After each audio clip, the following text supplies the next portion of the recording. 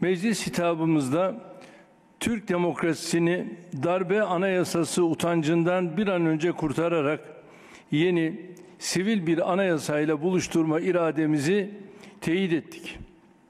12 Eylül rejiminin silah dipçiğiyle millete dayattığı mevcut anayasamızın yapılan onca revizyona rağmen Türkiye'ye ve demokrasisine dar geldiğini, Türkiye'nin ihtiyaçlarını karşılamaktan uzak olduğunu her geçen gün net bir şekilde görebiliyoruz. Ön yargıların esiri olarak ileri demokrasi hedefimize varılamayacağını herkesin idrak etmesini bekliyor.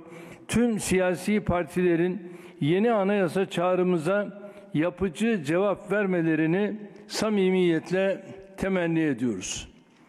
Anayasanın ilk 4 maddesiyle ilgili daha önce defalarca kamuoyuna açıkladığımız üzere partimizin ve Cumhur İttifakı'nın herhangi bir sorununun olmadığını, ilk 4 madde üzerinden yapılan tartışmaların da sürece katkı sağlamadığını tekraren ifade etmek istiyorum. Yeni yasama yılı açılışında ayrıca ülkemizin karşı karşıya olduğu güvenlik sınamalarını kamuoyumuzla paylaştık. İsrail'in Gazze'ye saldırısıyla yaktığı ateş, dini fanatizmle hareket eden mevcut hükümet tarafından tüm bölgeye yayılıyor. 7 Ekim'den itibaren meselenin ne Gazze ne de Hamas olmadığını, asıl niyetin işgal politikasını devam ettirmek olduğunu çok sık dile getirdik. İsrail'in Gazze'de durmayacağını, gözünü bölgedeki diğer ülkelere dikeceğini ilk günden beri her fırsatta ifade ettik. Bu ikazlarımızdan dolayı bazı dostlarımızın ve ülkemiz içindeki malum kesimlerin haksız eleştirilerine maruz kaldık. Bizi niyet okuyuculuğuyla, krizi abartmakla itham edenler oldu. Bizi dış politikayı iç siyasete alet etmekle suçlayanlar oldu. Ancak İsrail'in Lübnan'a yönelik başlattığı son saldırılar endişelerimizin ne kadar yerinde olduğunu bir kez daha gösterdi. Netanyahu kabinesinden yapılan açıklamalar İsrail'in Lübnan'ı işgalle de yetinmeyeceğini çok net biçimde işaret ediyor. İsrail yönetiminin Lübnan'daki Birleşmiş Milletler geçici barış gücüne saldıracak, barış gücünü tehdit edecek kadar küstahlaşması, idrak kapıları halen açık olanlar için konunun ciddiyetini ispata kafidir. Burada şunu da söylemek zorundayım. Kendi personellerini dahi koruyamayan bir Birleşmiş Milletler görüntüsü uluslararası sistem adına utanç ve kaygı vericidir. Güvenlik Konseyi'nin İsrail'i durdurmak için daha neyi beklediğini açıkçası biz de merak ediyoruz. Düşünebiliyor musunuz?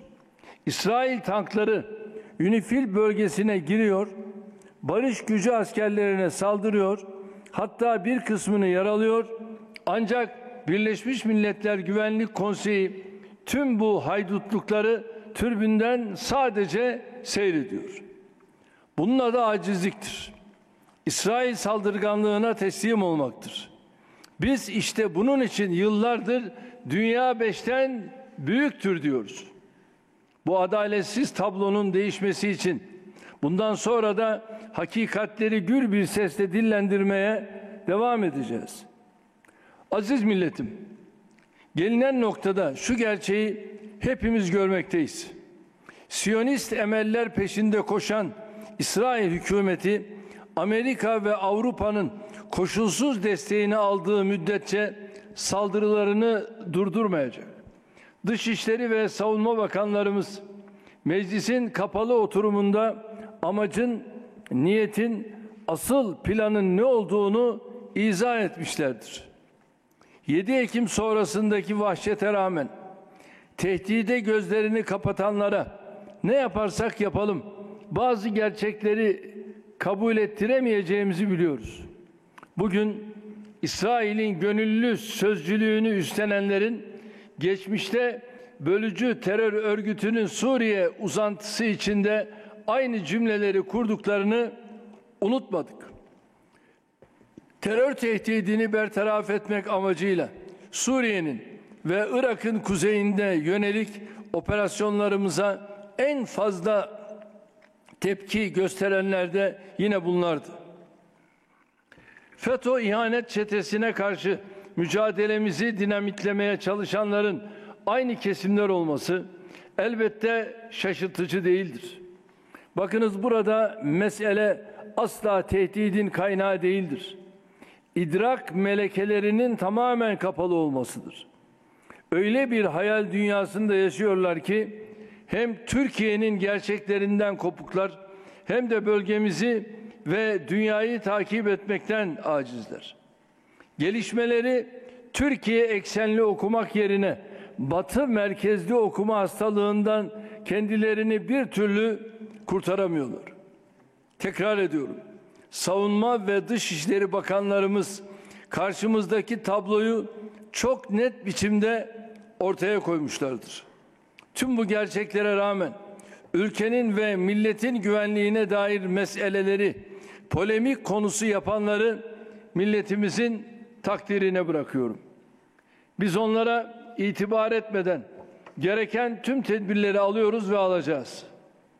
Ülke olarak caydırıcılık gücümüz ne kadar yüksek olursa bölgemizdeki ateşten kendimizi koruma imkanımızın o derece artacağının farkındayız.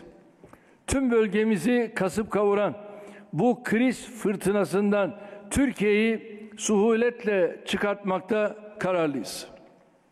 Yakından ilgilendiğimiz bir başka acil konu da şudur: Refah sınır kapısının İsrail güçleri tarafından işgaliyle birlikte ne yazık ki Gazze'ye ulaştırılan yardım miktarında ciddi düşüş oldu. İsrail özellikle bölgede önemli faaliyetler yürüten Filistin mültecilerine yardım ajansını terörize ederek yardımları engellemeye çalışıyor. Kış mevsimi gelmeden mümkün olan tüm yolları kullanarak ihtiyaç sahibi Gazze halkına yardımlarımızı ulaştırmanın gayretindeyiz. Artan hava ve kara saldırıları karşısında Lübnan'daki vatandaşlarımızın tahliyesini de gerçekleştiriyoruz. Geçtiğimiz günlerde hem bölgeye 300 ton civarında yardım ulaştırdık, hem de Beyrut limanından Bayraktar ve Sancak gemilerimizle toplam 966 kişinin tahliyesini yaptık. İhtiyaç ve talep olması halinde tahliye operasyonlarımız sürecek. Buradan bir kez daha Deniz Kuvvetleri Komutanlığımızı, AFAD'ımızı, MİT Başkanlığımızı, sürecin koordinasyonunu yürüten Dışişleri ve Savunma Bakanlıklarımızı ayrı ayrı tebrik ediyorum. Böylesi insani bir meselede dahi ırkçı atak geçiren yalan ve iftiralarla tahliye operasyonumuza kara çalan gazeteci ve siyasetçi kılıklı insanlık müsveddelerini de milletimizin vicdanına havale ediyorum. Değerli basın mensubu arkadaşlarım, Türkiye'nin artık bir markası haline dönüşen Teknofest'in 9.'sunu Adana'da gerçekleştirdik. Bir gençlik destanı olarak gördüğümüz Teknofest'in 2018 yılından beri dalga dalga büyümesi gurur vesilesidir. 14 farklı kategoride 4333 takım ve 20.000 yarışmacıyla başlamıştık. Hamdolsun bu sene 50 farklı kategoride 790.000'den fazla takım, 1.650.000'den fazla yarışmacıya ulaştık.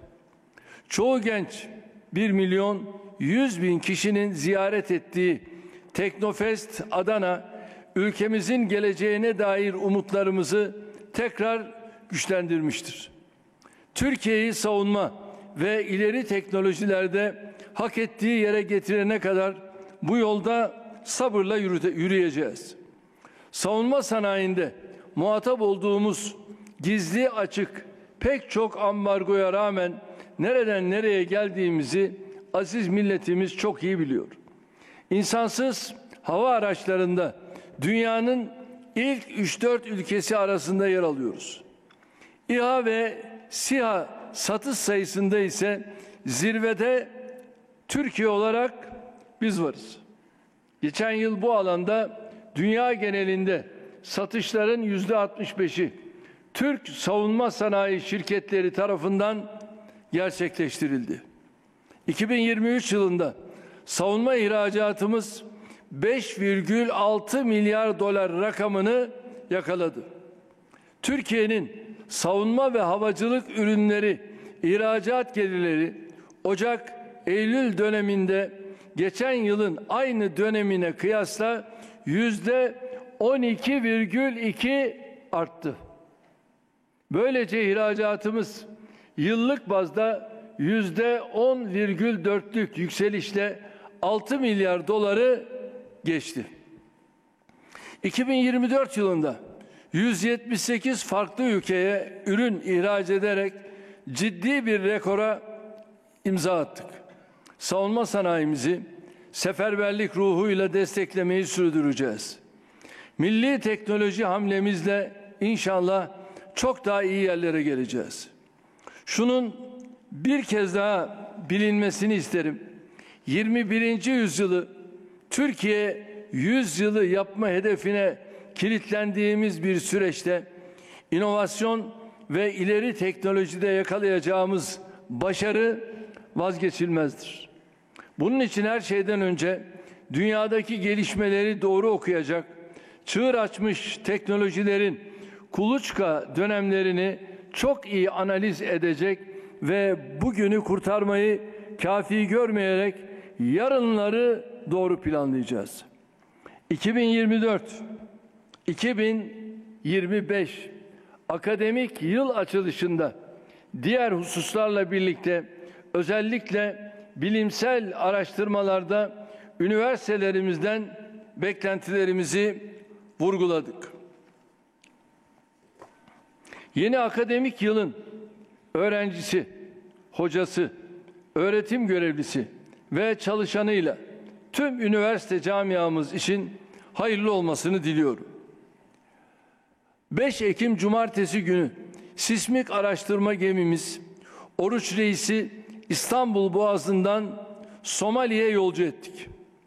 Mavi Vatan'da çok sayıda sismik faaliyet yürüten Oruç Reis aynı görevi Somali denizlerindeki her biri yaklaşık 5.000 kilometre karelik alanı temsil eden 3 ruhsat sahasında sismik faaliyet icra edecek.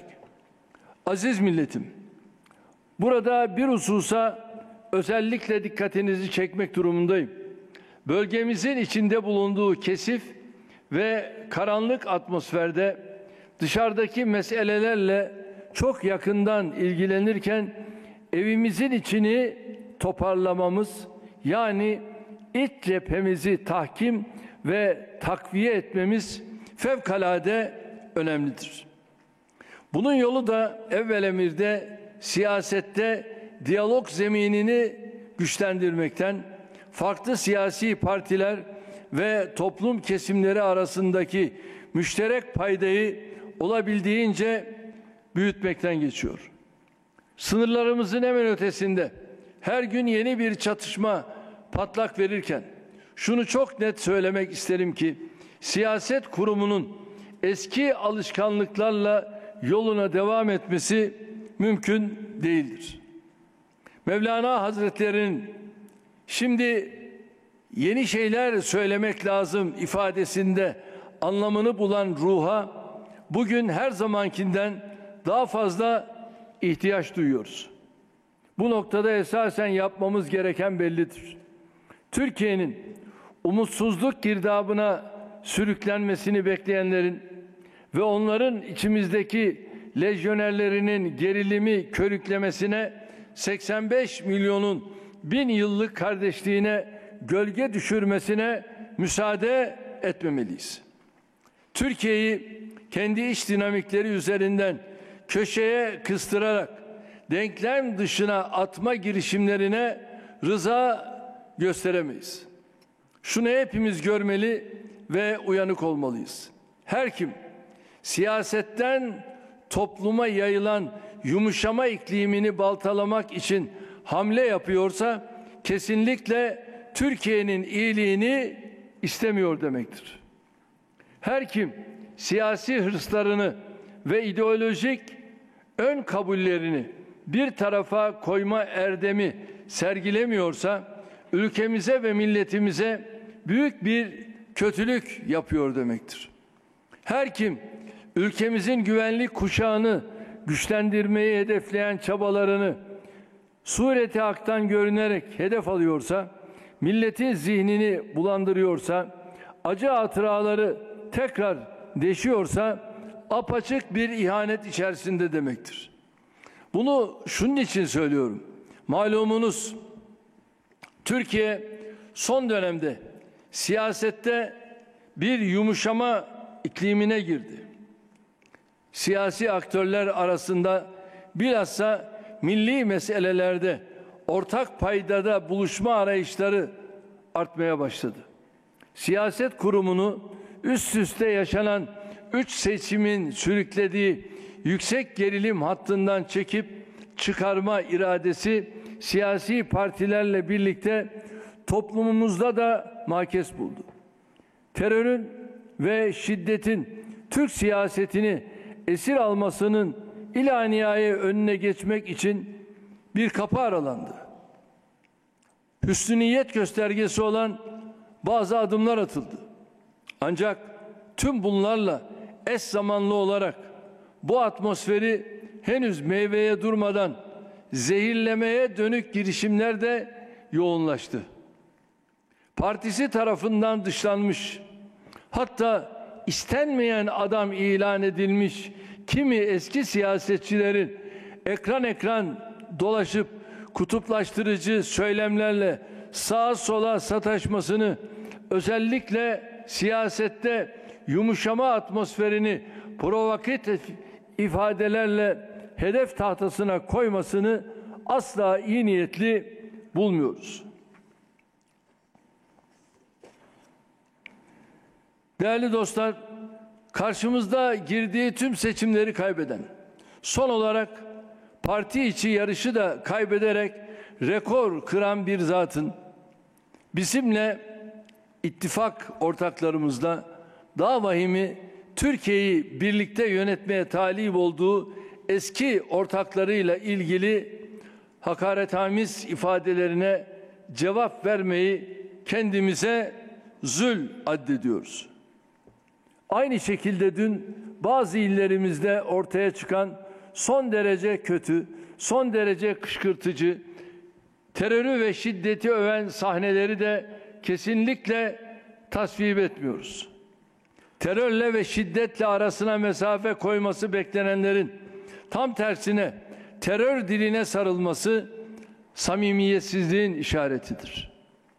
Bakınız, biz sadece milletimizin farklı kökenden fertleri arasında değil, bölgemizin tamamında Türk, Türkmen, Arap, Kürt demeden herkesi kucaklayan bir kardeşlik ekseni kurmaya çalışıyoruz. Ama bakıyorsunuz birileri hemen bu kardeşlik eksenini sabote edecek hal ve hareketlere girişiyor. Kimse kusura bakmasın. Uzatılan elin sıkıca tutulmak yerine kopartılmaya çalışılmasına biz izin vermeyiz. Buna kayıtsız da kalmayız. Bölgemizde bunca ateş varken ve bu ateş her gün biraz daha ülkemiz sınırlarına yaklaşırken herkes aklını başına almalı, sorumlu davranmalı, sorumluluk bilinciyle hareket etmelidir. Burada şunu da hatırlatmakta fayda olduğuna inanıyorum. Yumuşama iklimi ülkemiz ve milletimizin güvenliğinden taviz vereceğimiz provokasyonlara göz yumacağımız anlamına asla gelmiyor. Bölücü terör dahil Türkiye'ye ve Türk demokrasisine yönelik her türlü tehdidi bertaraf etme irademiz tamdır. Milletimizin hafızasında yer edinmiş kötü sahnelerin tekrar yaşanmasına müsaade etmeyiz ve etmeyeceğiz. Aziz milletim, istikrarsızlıkların hüküm sürdüğü bir dönemde ülkemizin ve etrafının bir barış ve istikrar adasına dönüşmesi için dış temaslarımıza hız kazandırdık. Balkan coğrafyasında gerilim son dönemde iyice tırmanmaya başladı. 10-11 Ekim tarihlerinde yaptığımız Arnavutluk ve Sırbistan ziyaretimiz bu bakımdan çok önemli mesajlar içeriyordu. Her iki ülkeyle imzaladığımız toplam 15 anlaşmayla ikili münasebetlerimizi daha da ilerlettik. İç dünyamızdan bölgedeki kardeş topluluklara kadar ziyaretimiz boyunca çok farklı kesimlerle bir araya geldik. Temelini 2015 yılında bizzat attığım Balkanların en büyük camisi olan Namazgah Camii'nin açılışını yapmak benim için ayrı bir bahtiyarlıktı. Rabbime, şahsıma böyle bir imkanı bahşettiği için hamd ediyorum. Muhteşem mimarisiyle, Tiran'ın tam kalbindeki merkezi konumuyla, toplam 8.000 kişilik cemaat kapasitesiyle ve diğer özellikleriyle Namazgah Camii her açıdan gurur ve ilham verici bir eser olmuştur. Bugün bir kez daha Sayın Edi Rama'ya ve camimizin açılışında emeği geçen herkese, mimarından mühendisine, tüm işçi kardeşlerimize, kurumlarımıza teşekkür ediyorum. Aynı şekilde Sırbistan Cumhurbaşkanı Sayın Vučić'le çok verimli geçen görüşmelerimizin olumlu yansımalarını pek çok alanda yakında göreceğiz. Her iki dostuma, bize ve heyetimize gösterdikleri misafirperverlikleri için buradan şükranlarımı iletiyorum. Balkan coğrafyasındaki diğer ülkelerle de işbirliğimizi ilerleteceğiz. Ziyaretlerimizi bu anlayışla önümüzdeki dönemde de sürdüreceğiz. Bir diğer kritik bölge, tasada ve sevinçte bir olduğumuz Türk dünyasıdır. Türk Devletleri Teşkilatı bünyesinde ilişkilerimiz sürekli gelişiyor, serpiliyor. Başta Can Azerbaycan olmak üzere kardeşlerimizin 6 Şubat depremleri sonrasında yaptıkları yardımları asla unutmayız, unutmayacağız. İnşallah biz de kara günlerinde bize ihtiyaç duydukları her anda karşılık beklemeden kardeşlerimizin imdadına koşacak, tüm imkanlarımızla, tüm kapasitelerimizle bugüne kadar olduğu gibi yine yanlarında olacağız. Dilde, fikirde, işte birlik diyen merhum Gaspıralı İsmail Bey'in hayalini gerçeğe dönüştürmek için hep birlikte çalışmaya devam edeceğiz. Aziz milletim, bugünkü kabine toplantımızda tüm bunların yanı sıra gündemdeki diğer konuları da etraflıca değerlendirdik. Son dönemde milletimizde serzenişlere sebep olan cezasızlık algısının ortadan kaldırılması için gereken kanuni düzenlemeleri mutlaka hayata geçireceğiz. Bununla ilgili genel çerçeveyi partimizin geçen haftaki grup toplantısında zaten çizmiştik. Bugün de kabine üyelerimize gerekli talimatları verdik. İlgili bakanlıklarımızın ve AK Parti meclis grubumuz Cumhur İttifakı'ndaki ortaklarımızla beraber çalışarak hukuki adımların atılmasını sağlayacak. Aile Bakanlığımızda bağımlılık, dijital bağımlılık, intihar, çocuk istismarı, şiddetle etkin mücadele için sosyal risk haritaları oluşturacak. Aile rehberi sistemiyle bu tür sorunlar ortaya çıkmadan çok erken safhada müdahale etme imkanı bulacağız. Suç ve suçlularla etkin mücadelede özellikle suçun önlenmesine yönelik çalışmalara daha fazla ağırlık vereceğiz. Bir başka husus gıda konusunda süregiden tartışmalardır. Devletin görevi vatandaşının sağlıklı, güvenilir, mevzuatta belirlenen şartlara uygun şekilde imal edilmiş gıdaya erişimini temin etmektir. Tarım Bakanlığımızın yaptığı denetimlerin gayesi budur. Gıda kontrol ekiplerimiz geçen yıl 1,3 milyon, bu sene ise şimdiye kadar 990 bin denetim yapmıştır. Bu denetimleri bundan sonra artırarak devam ettirecek, vatandaşımızın sağlığının tehlikeye atılmasına asla göz yummayacağız.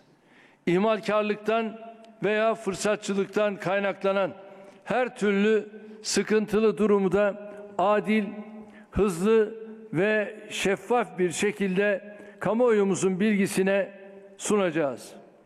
Alanında yaptığı çalışmalarıyla 2024 yılı Nobel Ekonomik Ödülü'ne layık görülen ekonomist Daron Acemoğlu'nu tebrik ediyoruz.